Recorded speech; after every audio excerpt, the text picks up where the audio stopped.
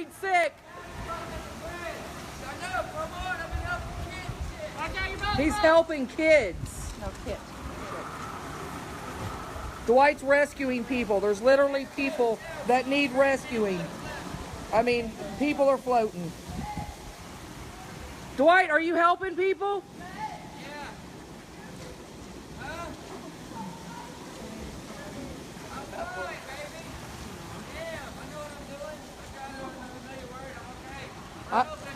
Your mother just almost had a heart attack. And y'all be careful. Go find Robbie. Yeah, go find Robbie. Go rescue Robbie at the bridge. Robbie. I will. Where's Bree? She's right here. I got her. Be careful. They are rescuing Go people. find Robbie. That's my boy. Thank God.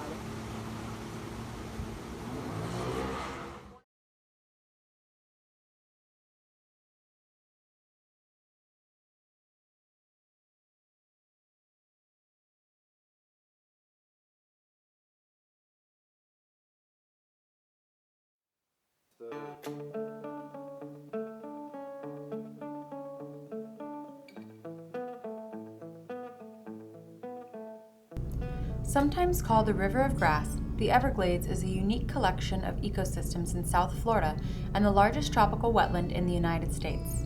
Alligators, Florida panthers, and leatherback turtles are only a few of the species that coexist here with people. The environment is at the heart of the local culture and economic activities. The livelihood of the residents revolves around pine flatwoods, sawgrass marshes, mangrove forests, and coastal waters. Everglades City, Chokoloskee, and Copeland were settled by pioneers on the doorstep of what is now the Everglades National Park. Baron Collier, founder of Collier County, was a major influence in the area, developing Everglades City as a center of economic opportunities. The communities that call the Everglades home face the challenges of living in the tropics, where tropical storms and hurricanes, such as Hurricane Irma, are a part of life. Their stories reveal how resilience and support for one another are central to the identity of these closely connected communities. And so far, I've been here all my life. No. See? You didn't get here till you were 10? I'm an outsider. He's an outsider? I come from families that have been here for generation after generation after generation. I know that I'm seventh generation. Well, we grew up out here on these islands that are all uninhabited today, and we lived off the land, you know, taking the birds and the fish and the gators and things like that. Well, we're on a ridge through here, an old Indian mound, so we're 18 foot above sea level, so the water don't bother us here. And this is Chuckleski Island I'm talking about. There's 47, I believe, of these Indian mounds throughout the 10,000 islands. Chokoloskee being the biggest one of them. They were built by the island builders. Some people say Calusas, some people say it was an offshoot of the Calusas that did it.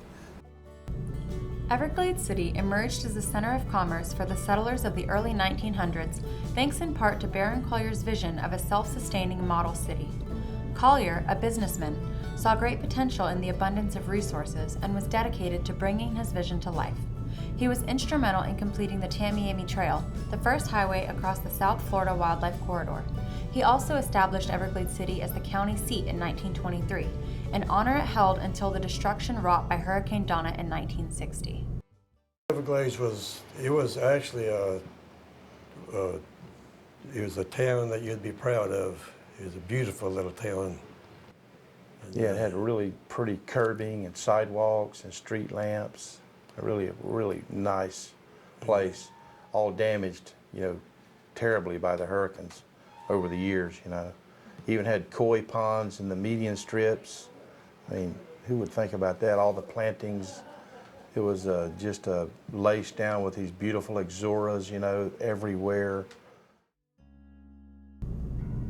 The Everglades National Park was established in 1947 as part of a restoration effort in response to the environmental damage inflicted by harmful agricultural practices and misguided water management since the 1920s. The perception of the Everglades as a useless swamp gave farmers and builders free rein to redesign the landscape as they saw fit. Marjorie Stoneman Douglas, a writer and environmental activist, encouraged the public to view the Everglades as the natural wonder that we know it to be and led the effort to protect the vulnerable area. These changes had profound and sometimes negative economic effects on the surrounding communities. And at one point in time, I believe 1947, the government come in and created the Everglades National Park, which is a great thing to help preserve our land and stuff. But one thing that it did at that time point was it took away the livelihood of all the families living out on the islands, because everything around them become national park. And I guess they weren't used to knowing how to deal with this yet, because it was something new that they had done. And so a lot of families had to poach and outlaw and stuff like that just to have a living, just to fend for themselves and stuff. And so it made some people rebellious, because they were like, wow, you know, you just took everything away from me and almost made us where we're starving and stuff. And so pride and rebellion and stuff like that kicked in. They stopped a lot of our fun, you know, hunting and certain fishing. And so after a while, it didn't go over too good with the people. But I think on the long term, it's probably the best thing that ever happened, because it preserved all this territory. The quiet wonder of the Everglades attracts visitors from all around the world. Ecotourism is a major component of the economy in Everglades City and Chokoloskee, home to under 1,000 year-round residents. The Everglades City Seafood Festival is an annual event that draws around 50,000 people who come to enjoy seafood, entertainment, and local culture. One of our local traditions is a seafood festival that we have, and that happens in February, and it's pretty neat. It celebrates some of the things of like what the Indians have done and did, and they have stands where they sell food and stuff like that, and it brings in like the fair for the kids to have a good time and fun, and some drinking and some singing and stuff like that. Back in my younger days, I really loved the seafood festival. They had what they call a mullet toss. They took a toilet, and you could take the mullet, the fish, and they would see who could throw it in the toilet, which was a kind of a nasty thing, but it was fun to watch. Hurricanes are a way of life for those who live near the Everglades. These close-knit communities have experienced hurricanes for generations and have developed valuable knowledge and skills to cope with this natural phenomenon. Hurricanes have a job, and it's to clean nature, and it did its job. I think fishing was better this year than it was before, and I think offshore it's cleaned. So it did what it's supposed to do. It cleansed. You know, the only thing it hurts is the humans that are here. The hurricanes of the 20th century have impacted local residents repeatedly. The Labor Day hurricane of 1935, known to the locals as the Maracumbe storm, destroyed the Florida Keys before scarring the Everglades. The memories of this deadly storm, the most intense storm known to have struck the United States, live on today through the stories told and retold from one generation to the next. Hurricane Donna, a more recent hurricane, has an even greater place in local memory, as many members of the community experienced it as children. All the water went out and left us sitting on the bottom, you know, in the mud, the boat was, and the wind was so strong it just cut the mangroves off like a hedge. And then the eye went over us, and it was just real still and hot. And then the other side came in, and the water came rushing in, and we went, well, they said that it raised up 10 foot here in Everglades. So, and the wind gauge at the airport broke at 200 miles an hour. When Hurricane Donna came, I always tell people we were so poor that was before they had shutters for homes, you know. So we used plywood, and we still use plywood to board our houses up. And but we only had enough plywood for one side of the motel, which was long, and there was windows across the front, and then there were windows across the back. So in the eye of the hurricane, you take the plywood off the front, and then you put it on the back. Before that, my daddy had me outside tied to a tree, just like his daddy did to him in Hurricane Donna. And so they had me tied to a coconut tree, and I remember tin roofs flying by that were coming off the trailers and stuff like that. And I'm pretty sure a piece of glass or something came by and busted a window out in the car. And so they said it was time to get me inside then. For those who still remember Hurricane Donna in 1960, Hurricane Irma had many striking similarities. such as its path, the day it made landfall, and its severity. Arriving on September 10, 2017, Hurricane Irma brought 8 feet of storm surge and 140 mile-per-hour winds. Irma came from the south. When it came up from the Keys, it sucked this bay dry. Hurricane Donna came up from the Keys, and it kind of did the same thing, except for Hurricane Donna over at Marco Island. Back then they had a NASA tracking station, and they're supposed to have a wind gauge that was broke off at over 200 miles an hour, and they figure, you know, that it was a gust. Well, this Hurricane Irma had more wind in it than that. It kind of played out before it got here. So our winds were, I get from what we were told, because we didn't have television or communication for quite a while, but was about 150 miles an hour. So people don't realize that when there's an evacuation, they say, oh, well, you buy a bunch of booze and you just ride it out. But there are no emergency services once an evacuation is called. It means they shut down the hospital. There is no 911. There's none of that stuff. Pretty much everybody here, all of us, locals and regulars who, know how the water works here, we knew we had to leave town. It did not matter whether it went that way or that way. We were still right there in the direct path. I had never left until this last one, till Irma. And my grandkids didn't want to stay here, so my granddaughter had a house in Georgia, so we took off and went up there. But it was 22 hours. We left at midnight, thinking that the traffic wouldn't be bad. 22 hours to just the other side of Atlanta. Took us 11 hours to come home. I just didn't feel like dealing with the traffic, and then, because who knows, I didn't want to drive all the way up there and then Irma didn't hit, and I didn't have the money to really travel. What made Irma such a devastating hurricane was the size. I mean, usually a hurricane lasts from 6 to 8 hours. This one was a full 24 hours. It just was relentless. It just would not stop. Yeah, the storm kept shifting back and forth. I've been through a lot of hurricanes. We lived in the Keys, and I thought it was going to go to the east of us, then I thought it was going to go to the west of us. But when it fell and we fell in that right eye wall, I knew that we were going to get some water. So as the storm went past us, the wind started to die down. We jumped in my truck. My mom was there with us. She wouldn't leave. She's 89 years old, and my wife and her dogs. And we went to my house, which is up on stilts. And the wind probably wasn't blowing about 75 or 80, so it wasn't too bad. So we got there, and probably about 30 minutes after we got to the house, the water started coming in. And within 30 minutes, my truck went completely out of sight, except for about 1.5 inches of the top of my truck went completely out of sight, just that quick. It was like nothing I'd ever experienced. I know they talk about Donna, but I was only like 1 year old. But man, I'd been through a lot of hurricanes, but when that water comes in, it comes in very fast and ferocious. It was scary. It really was. I went to bed, woke up after 6 o'clock, and I said, how are we doing? And it was already gone. I mean, we were going to be okay. So my friend's like, what's that out in the middle of the bay? And I looked out there, and the water was shooting straight up in the air, like a geyser or something, like water was coming out of the hole in the ground. And so I was like, what is that? What in the world? And so I started looking, trying to figure out what it is, and I realized that it's the water coming in the bay so fast, and it was hitting an oyster bar, that when it hit the oyster bar, it was shooting it straight up in the air, 20 foot high. It was phenomenal. Hurricanes create what is known as a storm surge, which is when the sea level rises and causes severe flooding.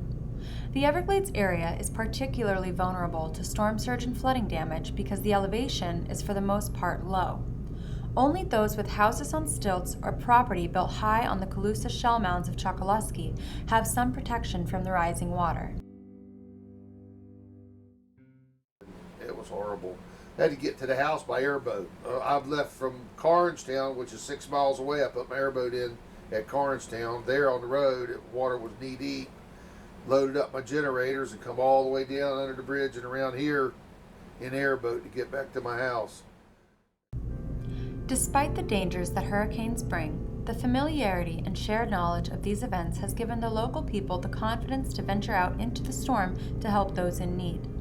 That resolve extends into the long recovery period after the storm, with all its complications and delays. From daring rescues and creative use of supplies to tedious cleanup, the residents adapt and overcome. Was out, trying to make sure everybody was okay, and if anybody needed anything, he was out doing what he needed to do. He was right out front of the property out towards right across from here from Island Cafe. The water was up to the tires, but I don't know if the water was going to get up any higher or not.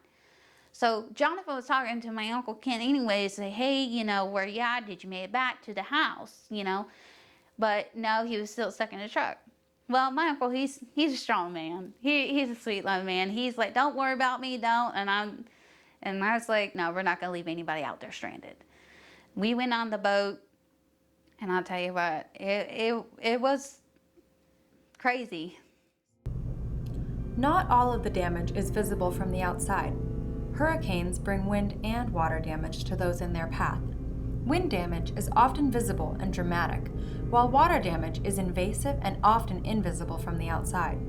Water damage is particularly nefarious and can require the complete replacement of interior walls, floors, and furnishings. It's like when the Congressman Mario Diaz-Balart, he came in like 3 or 4 days after the storm, and like I took him around and I said, you look at things and they don't look bad from the outside because most of the homes weren't damaged. We had a little bit of roof damage, but it wasn't a lot. Most of the damage was on the inside. I had 1.5 feet of water underneath here, and there was about 1 inch of film over the deck here and in my guest room and my storage room. And there was 4 foot of mud in the bottom of my pool, and a refrigerator, and a lot of big logs. So a lot of work cleaning up too. It was the hardest thing I think I've ever done. A friend that I graduated high school with, the water came right up to the eaves of his house. And I think that's about the 3rd time that it's been flooded, so now they've demolished it. I just don't think any of us really expected the waters to go over the airport fence, and then be all the way out here, like 5-6 miles away from Everglades City Center. You think, oh, well, I'm a little bit further inland, it shouldn't be so bad. And my house is literally, its foundation is built about 3.5-4 feet up off the ground. So I thought, nah, I'll be okay. The other trailers for renting, not so lucky because they sit lower, that went like through the middle of those. But in here, it only came up not quite a whole foot. But it was still enough to take out everything. You have to take out the walls, the floor, paneling, which had a lot of paneling, and anything electrical. There's been a couple of homes that have burnt down because of the appliances. This one lady up the street, she was, the day before she was scheduled to move back in her home, it burnt down because of the electrical. With the water comes another persistent problem, a layer of silt that solidifies just hours after the water recedes. As the silt-filled water rushes into the homes, it permeates every nook and cranny. Every time the tide comes into these islands and covers these mangroves, it leaves a film, I want to call it. Okay, after 12 years of the tide coming in and out 2 or 3 times a day, there was about 6-8 inches of this silt. And when that water came in at the force it came in, I mean, you could have a closed up, locked tight toolbox and it would have silt inside of it. The debris, it was all over. I mean, it was piled so high you couldn't see my house from the road. And there was no place to put it. It sat here for 3, almost 4 months when we did put it, and it was everywhere you looked. It was as far as you could see. Piles all over every road there was, And the problem was we ran out of places to put it. We didn't realize how bad it was, or I didn't. I don't think. It was maybe a couple of days before I actually left the property. I walked, when the water started going out, and we still had like a foot of water, we put on boots and we walked down to the river. And when I was coming back through, I came up the middle of town and I could see people already throwing out stuff. Within a week, this town, it would make you cry. I don't live here, but I was here almost every day. And what I will say is that I saw a community helping each other. And, you know, that, you know, it's a small community, it's a tight-knit community, but they take care of each other. We'll give you a shirt off our backs and we'll feed you and, you know, we'll give you a place to stay. You know, it's just how we are. We're just good old Southern people. Hurricane Irma, the aftermath, you know, it was a good thing. Families got together right out the door here. I had a little generator. I set up my coffee. I had tables and them little pop-up things, and I was getting fuel for as many people as I could get to run their generators. They would get here early in the morning and drop off I had a 100-gallon tank, and I'd try to fill up everybody's gas cans. I had people coming from Naples and Marco bringing me fuel for everybody. Post-hurricane aid can come in many forms.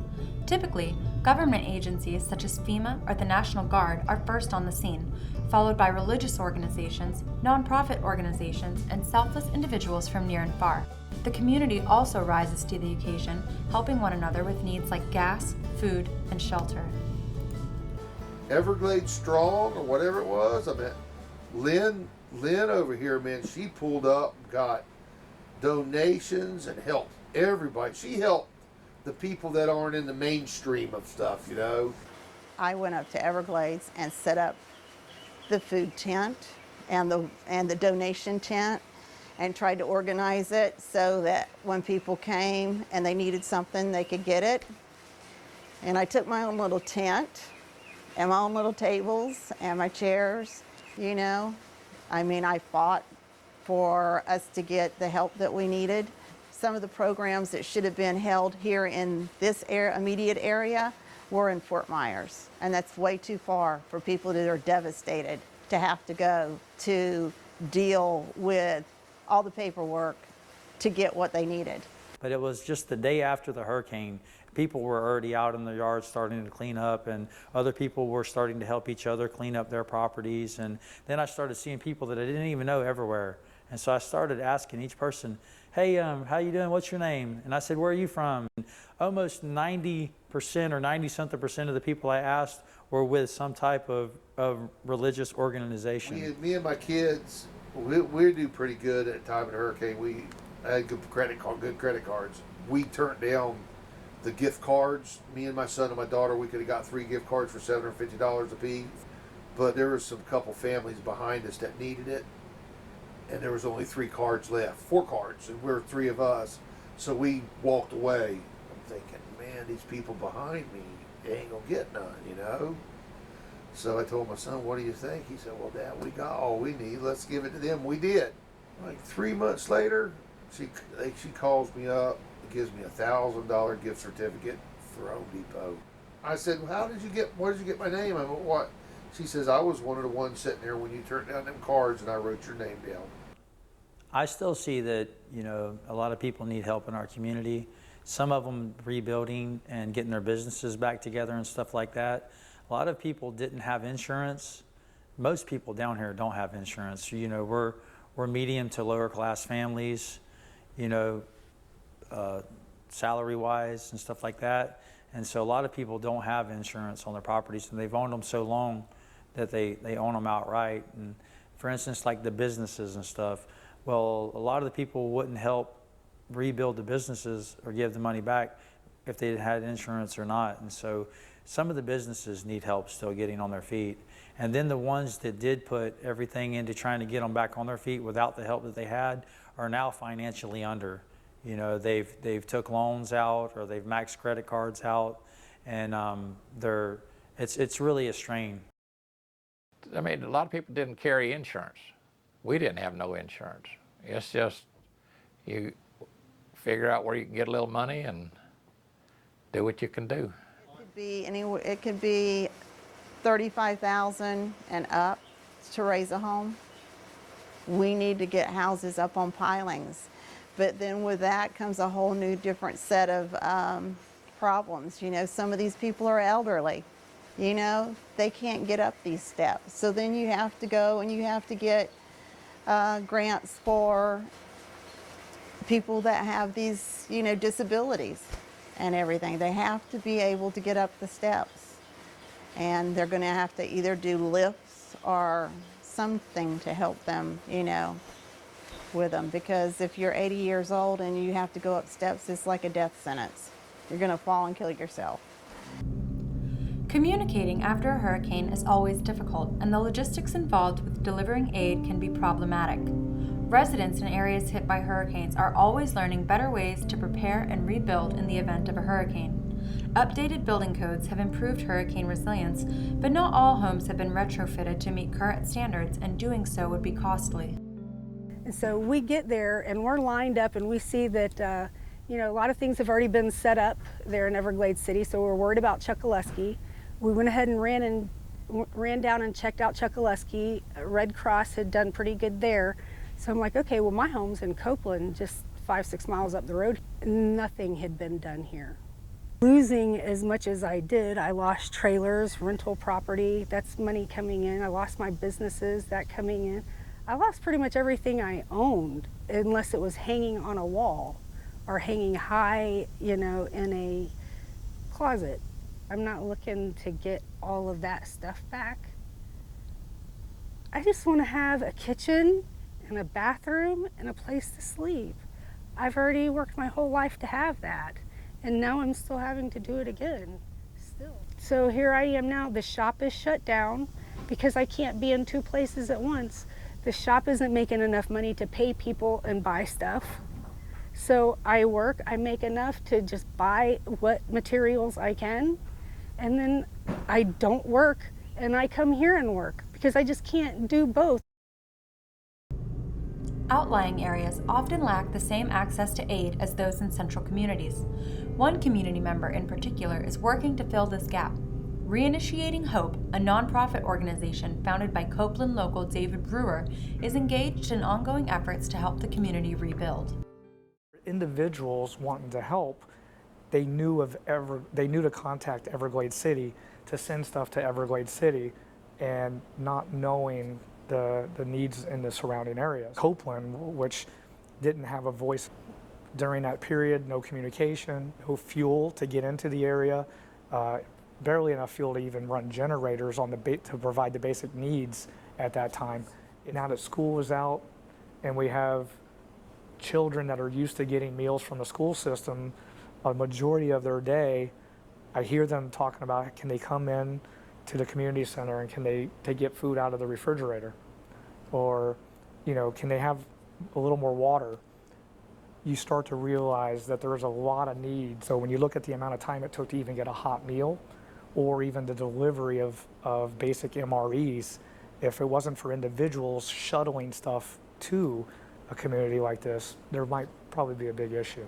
Or when you have a family that their home has been considered condemned, it's pretty much split in half, and they're living in a small 19-foot camper trailer without running sewage or the ability to dump the waste from that camper.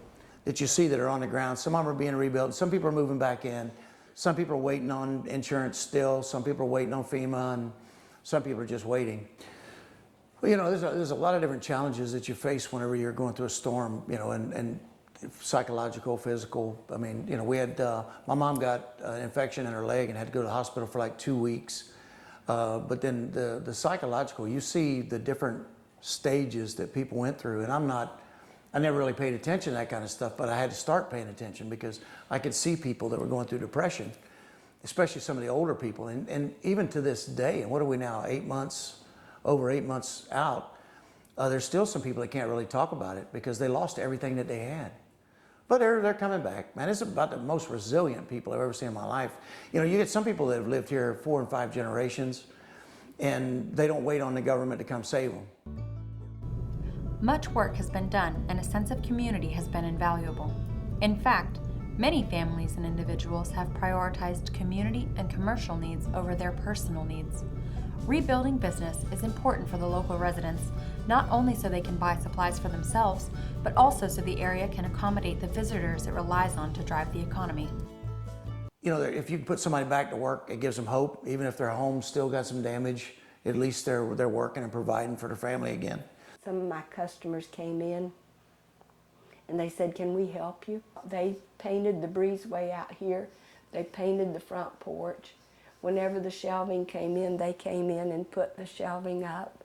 And they've helped me with some expenses. Well, at first we were shocked that we didn't have no place to shop. We had to go all the way to Naples, and we were waiting and waiting. It took like a month and a half for her to get open. I mean, she was shoveling mud out, but actually she got it open like in a month and a half, pretty quick, more than most businesses, to replace everything. Once it got open, everybody was so happy and said, "Thanks for being open." Things were not working right, but we got through it, and then it just kept repairing, and there's still things that we have to repair. Hurricane season ends as tourist season begins. For an economy built on tourism and ecotourism, the damage caused by hurricanes and the public perception of that damage can add insult to injury. Sometimes damage can be portrayed as worse than it is, causing visitors to stay away. We get a lot of Europeans, you know, all around South Florida. So the Europeans, they just say, well, they got this bad hurricane, let's go to Arizona this year, or Yellowstone, or we'll go to New York City, or whatever. So or to another country maybe, you know, go to Cuba. We lose all of that usually during that year of the storm. When people think of the Everglades, the first thing they think of is the Everglades National Park.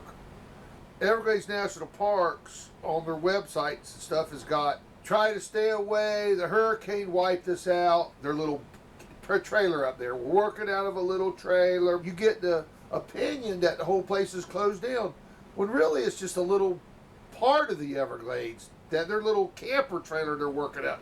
That's all. You know, there were a lot of people that canceled, you know, their vacations because they were saying the Everglades National Park was closed. And the Everglades National Park wasn't closed, but the Everglades National Park offices were devastated and they were closed. People were still doing tours. We were doing tours a week after the hurricane. But it was the publicity that we got that really deterred a lot of the tourists from coming here because they didn't want to see this. They didn't even think that we could have motels that were open, you know, so why would they come to stay? It really hurt our tourist season. And that's a lot of what people make their living off of here. It's hurricane season again. My stomach just went upside down just for a minute, thinking about, you know, do we have to go through this all again? It's a scary feeling. One of those questions that I find challenging to answer is when people say, well, why would anybody live here then? I would rather have a hurricane than a tornado or a earthquake or any of that because you can prepare for them. You know maybe a week ahead and you start watching. It's better to stay here with what you have and protect it. That's just the way my family's always done. Of course, we've always had the highest places here on the island. If these mounds go underwater, there isn't going to be a South Florida. We feel comfortable with it's the safest place to stay. If I went somewhere, I would be scared to death that the hurricane would turn and then I'd be in a strange place and not know my surroundings and be in a lot more vulnerable situation. Here, I know what I'm up against, and here I know I'm going to be safe. Unless a tornado hits me, nothing's going to happen. It'd have to be something terrible, a lot worse than what this one was before I'd ever try to get away from here. I was telling somebody, I said, you know, maybe we were stupid for staying, but still, after hearing all the people that did leave and coming back, I was glad I was here. I mean, I had my boats to where I could come and go. I keep a little bit of net around in case I have to go catch some fish to eat if I absolutely had to. The national park would probably have a fit about it, but I could do it without getting into their park. But I really felt like that there just wasn't a lot of love around until the hurricane hit. And when I seen how much love there was and how much people wanted to help and just give their time and left their own jobs, their own houses, and their own families to come and help us, it was amazing. It just touched my whole heart. I believe that I will definitely have a presence here for the rest of my life. I love this place. This is my heart. This is my homeland. This is my family, my people, my friends, everybody I love. It's really, I can say Everglades City is a beautiful place. It's my home, and I'm proud to call it home. A reporter asked me one time, when do you think that you'll be back to what you were before? And I said, we're not coming back like we were before. We'll be better than we ever were before when we get through with this. A lot of people came right after the storm to help with the cleanup. They helped strangers, people that didn't even know. But then I noticed that I seen people in our store that came and they actually said they just wanted to come back and spend money in Everglades City, because that's what I kept telling them. If you want to help, come back. I'm just glad that the nation seen fit that they showed me a side of humanity that I wasn't even sure existed anymore. I seen it on TV with Texas, the way that they went and helped Louisiana and Texas with their disasters. But we seen it firsthand here, and I want to thank everybody that came and helped. It is,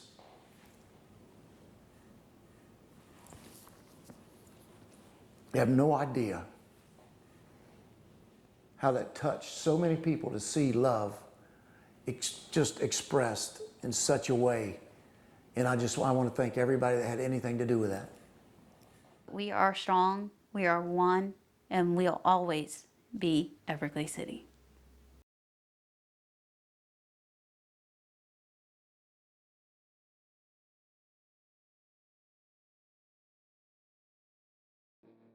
Okay, The Storm of 35 by John Joseph Brown. The beaches were bare and the houses were gone at old Matacumbe next morning at dawn.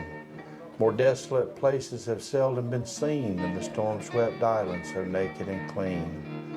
We're seen aged men broken up for all ways. We're seen younger men who had seen better days. We're fathers and mothers with grief-stricken hearts, friends, homes, and loved ones, they all had to part. The 40-foot seas beat with such savage force as to change the whole island up and down its whole course. The works of man had but a small chance to stand. What chance then did people who lived on that land?